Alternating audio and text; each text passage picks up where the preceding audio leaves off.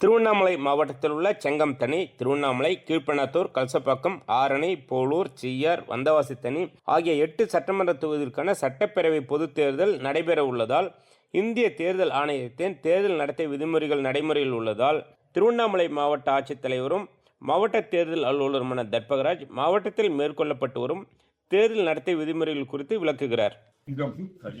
திருவண்ணாமலை, கீழ்பெண்ணாத்தூர், கலசப்பாக்கம், போளூர், ஆரணி, செய்யார் மற்றும் வந்தவாசித்தனி ஆகிய 8 சட்டமன்ற தொகுதிகளுக்கு பொது தேர்தல் நடைபெற உள்ளன. இது தொடர்பாக தேர்தல் நடத்தை விதிகள் ஒரு மாவட்டத்தில் நடைமுறையில் இருந்து வருகின்றன. அந்த தேர்தல் நடத்தை விதி மீறல் பிழை மற்றும் தேர்தல் செலவினங்களை கட்டுப்படுத்தவும் மாவட்டம் முழுக்க 8 சட்டமன்ற தொகுதிகளில் பல்வேறு வகையான குழுக்கள் அமைக்கப்பட்டு அவை நடைமுறையில் களத்தில் இயங்கி வருகின்றன. பறக்கும் படை, பிளைங் ஸ்குவாட் டீம், நிலை கண்காணிப்பு குழு, ஸ்டாட்டிக் சர்வேலன்ஸ் டீம் தவிர வீடியோ கண்காணிப்பு குழு, கணக்கியல் குழு, வீடியோ பார்வையிடும் குழு, தேர்தல் நடத்தை விதிகள் குழு என ஒவ்வொரு குழுக்கள், மாவட்ட அளவில் ஊடக சான்றளிப்பு மற்றும் கண்காணிப்பு குழு ஒன்று இயங்கி வருகிறது. 24 மணி நேரமும் இயங்கும் தேர்தல் கட்டுப்பாட்டு அறை நேற்று மாலை முதல் தற்போது மாவட்ட ஆட்சியர் அலுவலகத்தில், மாவட்ட தேர்தல் அதிகாரி அலுவலகத்தில் இயங்கி வருகிறது.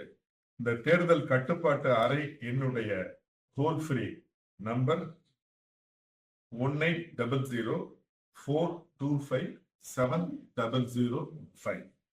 வாக்காளர் பட்டியல் தொடர்பான சந்தேகங்கள் ஏதேனும் வாக்காளர்கள் பெற வேண்டும் என்று கருதினால் அதற்கான டோல் ஃப்ரீ நம்பர் 1950.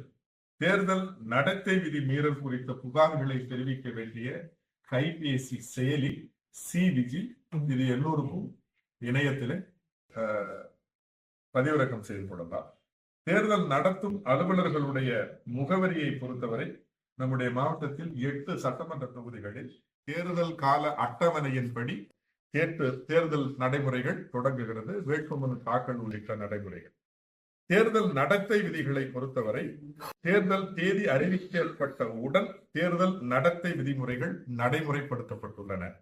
பொதுமக்கள், அனைத்து வேட்பாளர்கள், அரசியல் கட்சிகள் மற்றும் மத்திய மாநில அரசு ஊழியர்கள் அனைவரும் தேர்தல் நடத்தை விதிகளை கடைபிடிக்க வேண்டும். அரசு அலுவலகங்கள், பொது மற்றும் தனியார் இடங்களில் உள்ள அரசியல் கட்சிகளின் தலைவர்களின் படங்கள், பெயர் மற்றும் கட்சி சின்னங்கள் மறைக்க அறிவுறுத்தப்பட்டுள்ளன. தேர்தல் நடத்தை விதிமுறைகள் முழுமையாக முடியும் வரை மக்கள் குறைதீர்வு கூட்டம் மற்றும் விவசாயிகள் குறைதீர்வு கூட்டம் போன்றவைகள் நடைபெறாது. தவிர வாக்காளர் பட்டியலில் பெயர் சேர்க்கிற பணிகளும் தொடர்ந்து நடைபெறும். நம்முடைய மாவட்டத்தில் இறுதி வாக்காளர் பட்டியல் கடந்த 23/2/2026 அன்று வெளியிடப்பட்டதில் திருவண்ணாமலை மாவட்டத்தில் மட்டும் 19,19,126 வாக்காளர்கள் இடம்பெற்றிருந்தனர். அதனை தொடர்ந்து வாக்காளர் பட்டியலில் விடுபட்டவர்களை சேர்க்க கண்டினியூஸ் அப்டேஷன் என்று சொல்வார்கள். அந்த வகையில் விண்ணப்ப படிவங்கள் தொடர்ந்து பெறப்பட்டு வருகின்றன. எதிர்வரும் 6/4/2026 வரை மனுக்கள் பெறப்பட்டு நடவடிக்கை மேற்கொள்ளப்படும். மற்றும் அரசியல் கட்சிகள், வேட்பாளர்கள் இவர்களுக்கான அனுமதி பெறுவது தொடர்பாக தேர்தல் ஆணையம் மிக தெளிவான, விரிவான அறிவுரைகளை வழங்கி இருக்கின்றன.